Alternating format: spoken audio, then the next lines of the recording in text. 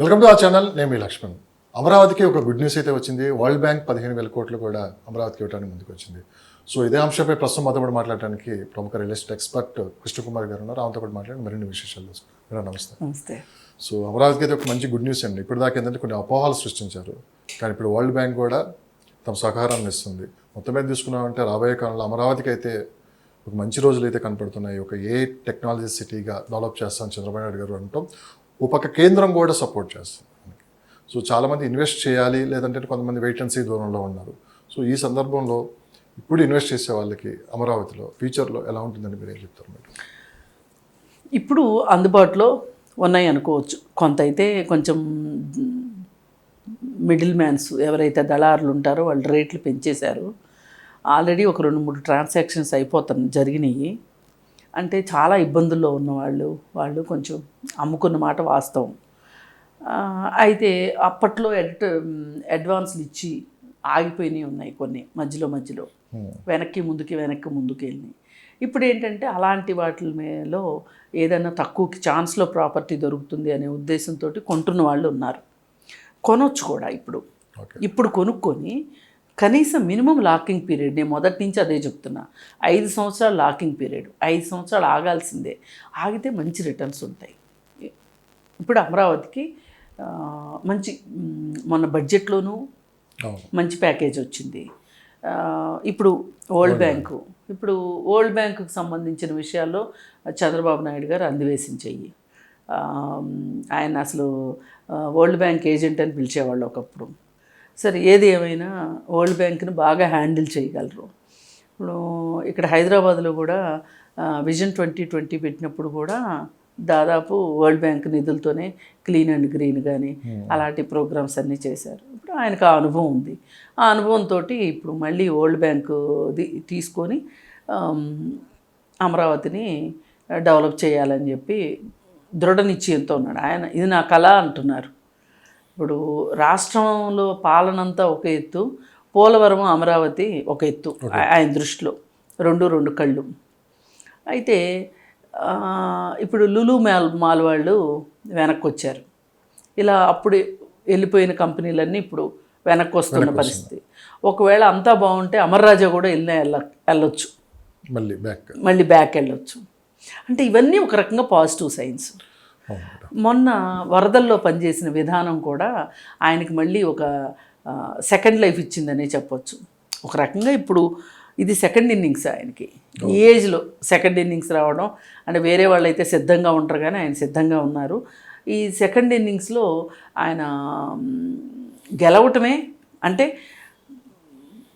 ఒక రకంగా జైలుకి వెళ్ళడం, జైలు ముందు జైలు తర్వాత ఆయనలో మళ్ళీ నేను ఒకసారి నిరూపించుకోవాలి, మళ్ళీ ఒకసారి నేను జూలు విధించాలి అనే ఒక ఉద్దేశంలో చంద్రబాబు నాయుడు గారు ఉన్నట్లు కనిపిస్తా ఎలక్షన్స్లో అది నిరూపణ చేసుకున్నారు. ఒక అడుగు అయితే వేశారు. అంటే అధికారం ఉంటేనే కదా ఏమన్నా చేయగలుగుతారు. ఇప్పుడు ఇక ఆయనకి అమరావతి మీద పెట్టారు ధ్యాస, పోలవరం మీద కూడా పెడితే ఈ రెండు జరిగితే ఏం జరుగుతుంది అంటే మొదటిగా ప్రభావితం అయ్యేది ఆ చుట్టుపక్కల ల్యాండ్స్ విపరీతంగా పెరుగుతాయి. ఈ విపరీతంగా పెరగటం వల్ల పొలాల రేట్లు కూడా పెరుగుతాయి. ఇప్పుడు ఎవరైనా ఒకళ్ళు ఊర్లో వ్యవసాయం చేసుకోలేకపోతున్నాము అనుకున్న వాళ్ళు పొలం అమ్మేసేసుకుని సిటీలోకి వచ్చి సిటీలో ప్రాపర్టీస్ కొనుక్కోవటానికి సిద్ధపడతారు. ఇప్పుడు ఫస్ట్ 2 జనరేషన్స్ వ్యవసాయం చేసిన తర్వాత 3rd జనరేషన్ ఎవరు వ్యవసాయం చేయరు. ఏదో ఫారెనో అటు ఇటు వెళ్తారు, లేదనుకుంటే సాఫ్ట్వేర్ ఉద్యోగాలకి హైదరాబాద్ వచ్చారనుకోండి. ఇప్పుడు హైదరాబాద్లో ఏదైనా అపార్ట్మెంట్ కొనుక్కోవాలంటే వాళ్ళ దగ్గర డబ్బులు లేవు అనుకోండి, ఊర్లో పొలం అమ్ముకుంటారు. చాలామంది చేసేది అదే కదా. అక్కడ ఒక చిన్న స్థలమో పొలమో ఉంటే అమ్మేసేసుకుంటారు. ఇప్పుడు హైదరాబాద్ దాకా వచ్చే పని లేకోకుండా ఇప్పుడు అమరావతిలో బాగా డెవలప్ అయిందనుకోండి, సాఫ్ట్వేర్ కంపెనీలు ఇవన్నీ వచ్చాయనుకోండి, చాలా యూనివర్సిటీస్ వస్తున్నాయి, చాలా నేషనల్ ఇన్స్టిట్యూషన్స్ వస్తున్నాయి. అప్పుడు జాబ్ ఆపర్చునిటీస్ పెరుగుతాయి. ఇప్పుడు ఈ చదువుకున్న వాళ్ళు హైదరాబాద్ దాకా రావాల్సిన అవసరం లేకోకుండా అమరావతిలో ఉద్యోగం వచ్చిందనుకోండి, వాళ్ళకి ఆ చుట్టుపక్కల ఏదైనా అపార్ట్మెంట్ కొనుక్కుంటారు. అపార్ట్మెంట్ కొనుక్కోవాలంటే ఏం చేయాలి? పొలం స్థలమో ఏదో ఒకటి అమ్ముకున్నారనుకోండి. ఎప్పుడైనా ఆస్తి విలువ ఎలా పెరుగుతుందంటే ట్రాన్సాక్షన్స్ జరిగిన కొద్దీ ఆస్తి విలువ పెరిగినట్టుగా ప్రపంచానికి తెలుస్తుంది. ట్రాన్సాక్షన్స్ అవ్వాలి. అయితేనే ఆదాయం, గవర్నమెంట్కి ఆదాయం వస్తుంది, వ్యక్తులుగా కూడా ఆదాయం వస్తుంది. అంటే మీరు అన్నట్టు ట్రాన్సాక్షన్ పెరిగితే ఆటోమేటిక్గా ఆదాయం పెరిగిద్దాం. సరిగ్గా ఎలక్షన్ల ముందు అమరావతిలో విపరీతమైన డిమాండ్ ఉంది. ఎవరు చూసినా అమరావతిలో ఇన్వెస్ట్ చేయడానికే ముందుకు వచ్చారు. సరిగ్గా 3 నెలల తర్వాత చూసుకున్నాం అంటే ఒకసారిగా మార్కెట్ కాస్త స్లో అయిపోయింది. ఇప్పటికి హైదరాబాద్ మార్కెట్ ఎలానే ఉంది, అమరావతి మార్కెట్ ఎలా ఉంది. ఇక్కడ ఇన్వెస్ట్ చేయట్లేదు, అక్కడ ఇన్వెస్ట్ చేయట్లేదు. గతంలో ఉన్న సేల్స్ అక్కడ లేవు, రిజిస్ట్రేషన్లు లేవు. ఎందుకు ఈ స్తబ్దత ఎందుకు వచ్చిందంటే మీరు ఏం చెప్తారు? అంటే కారణం ఎలక్షన్స్ అండి. మన దేశంలో ఎలక్షన్స్ ఎట్లా జరిగినాయో ఇప్పుడు మనం బాగా ఆధారపడేది ఎన్ఆర్ఐ మనీ మీద కూడా ఆధారపడతాం. పంపింగ్ అటు నుంచే జరుగుతుంటుంది. అయితే ఇప్పుడు లండన్లో ఎలక్షన్స్ జరిగినాయి, అలాగే అమెరికాలో ఎలక్షన్స్ జరగబోతున్నాయి. అది కూడా కాకుండా అమెరికాలో కొంచెం జాబ్ మార్కెట్ బాగాలేదు. అమెరికా ఆర్థిక వ్యవస్థ పరిస్థితి కూడా అంత బాగలేదు. అది రేపు ఎలక్షన్స్ తర్వాత రివైవ్ అయ్యే అవకాశం ఉంది. రివైవ్ అయినప్పుడు ఉద్యోగాలు వస్తున్నాయి అనుకోండి, మన వాళ్ళు ఏంటంటే కడుపు కట్టుకునైనా సరే మనం వెళ్ళింది అమెరికా ఎందుకు, $4 కోసం ఆస్తి సంపాదించుకోవటం అనే ఉద్దేశంతో ఉంటారు. వాళ్ళు ఎక్కడ పెట్టుకుంటారు? ఇండియాలోనే పెట్టుకుంటారు. ఇప్పుడు ఇదివరకిట్లాగా అమెరికా పరిస్థితి, ఈ ఉద్యోగాలు ఎన్ని రోజులు ఉంటాయో ఉండవు అనే ఒక భయం ఉంది కదా. అందుకని ఇప్పుడు దాచుకున్న డబ్బులు ఊర్లో పొలము, లేదంటే ఏదైనా స్థలమో ఏదో ఒకటి, లేదు అనుకుంటే అపార్ట్మెంటో ఏదో ఒకటి కొనే అవకాశం ఉంది. ఇప్పుడు ఈ అంతర్జాతీయ పరిస్థితులు ఇవాళ ఆదాయాలు లేని పరిస్థితి నుంచి, అంటే ఇప్పుడు డబ్బు బయటికి తీయటానికి ఆలోచించే టైము, ఎన్నికల సమయంలో ఎవరూ తీయరు ఇండివిజువల్స్, కేవలం తీసేది పొలిటీషియన్సే తీస్తారు డబ్బులు, ఇండివిజువల్స్ తీయరు. ఇప్పుడు అదే ఆ స్తబ్దతలో ఉంది. ఇప్పుడు వన్స్ ఈ ఎలక్షన్స్ అన్నీ అయిపోయిన తర్వాత, జాబ్ మార్కెట్ కొంచెం సెటిల్ అయిన తర్వాత మళ్ళీ ఇప్పుడు ఇంకొక భూమి చూస్తారు అమరావతిలో కావచ్చు, హైదరాబాద్లో కావచ్చు, ఎక్కడైనా సరే. సో అంటే ఇక్కడది ఇంకొక కారణం కూడా చూపిస్తున్నాను మేడం.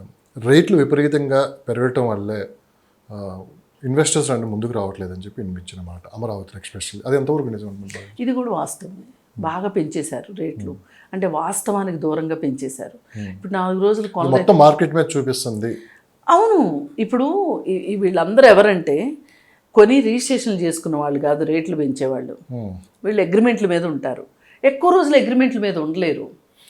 అలాంటప్పుడు ఏం చేస్తారు? చచ్చినట్టు కాళ్ళబేరానికి వచ్చి అమ్ముతారు. వాళ్ళకి ఎంతవరకు ప్రాక్టికల్గా లాభమో చూసుకుని దాని ప్రకారం అమ్ముతారు. అలాంటప్పుడు ఇప్పుడు ఎవరి దగ్గర అయితే డబ్బులు ఉంటాయో వాళ్ళు ఎప్పుడైనా సరే రియల్ ఎస్టేట్ని మ్యానిపులేట్ చేయగలిగే వాళ్ళు, మేనేజ్ చేయగలిగే వాళ్ళు లిక్విడ్ క్యాష్ ఉన్నోళ్ళే. ఈ లిక్విడ్ క్యాష్ ఉన్నోళ్ళే ఎక్కడి నుంచైనా పంపు చేసి కొని పెట్టుకోగలుగుతారు. చాలామంది ఇప్పుడు ఈ రెసిడెన్షియల్ స్కూల్స్, రెసిడెన్షియల్ కాలేజీలు, అలాగే ఇంటర్నేషనల్ స్కూల్స్ ఇట్లా ఉన్నాయి కదా స్కూల్స్. వీళ్ళ దగ్గర ఎక్కువ లిక్విడ్ మనీ ఉంటుంది, డాక్టర్స్ దగ్గర ఉంటుంది, బ్లాక్ మనీ ఉంటుంది వాళ్ళ దగ్గర, వాళ్ళు కొంటారు. ఇప్పుడు ఒక మాదిరి ప్రాక్టీస్ ఉన్న డాక్టరు ఈజీగా సంవత్సరంలో 2 ప్రాపర్టీలు కొంటారు. ఎక్కడైనా సరే లాయర్లు ఒకళ్ళు కొంటారు. అలాగే మనకి ఫారిన్ నుంచి వచ్చే డబ్బులు పంపింగ్ సంగతి ఎన్ఆర్ఐలు తెలిసిందే. అలాగే ఇంకోటి ఏం చేస్తున్నారు అంటే, ఈ పొలం మనం పండించలేము, మనకు అవసరం లేదు అనుకున్నప్పుడు అమ్మేసుకునే వాళ్ళు కూడా కొంతమంది ఉన్నారు. కొంతమంది ఎన్ఆర్ఐస్ కూడా పొలాలు కొంటారు. ఈ ఎన్ఆర్ఐస్ పొలాలు కొనేటప్పుడు ఏమవుద్దంటే ₹1 ఎక్కువ పెట్టుకుంటారు. కొన్న తర్వాత వాళ్ళకి ఏం పర్వాలేదు ఉంచుకుంటారు. ఈ పొలాలు ఎప్పుడైనా సరే ప్లాట్లు అయ్యే అవకాశం ఉన్నప్పుడు మళ్ళీ వాళ్ళ డబ్బులు వాళ్ళకి రిలీజ్ అవుతూ ఉంటాయి. అట్లా రియల్ ఎస్టేట్ వెంచర్ వచ్చిన ప్రతిసారి ఆ చుట్టుపక్కల మార్కెట్ మీద ప్రభావం చూపిస్తుంది. ఇప్పుడు ఈ అమరావతి చూపించే ప్రభావం కూడా అదే. ఇప్పుడు అమరావతిలో ఎవరైతే అమ్ముకుంటారో రైతులు వెళ్ళి దూరంగా వెళ్ళి పొలాలు కొనుక్కుంటారు. వ్యవసాయం చేసినా చేయకపోయినా నాకు ఇన్ని ఎకరాల పొలం ఉంది అని అనుకుంటారు. అది వాళ్ళ ధీమా, ధైర్యం.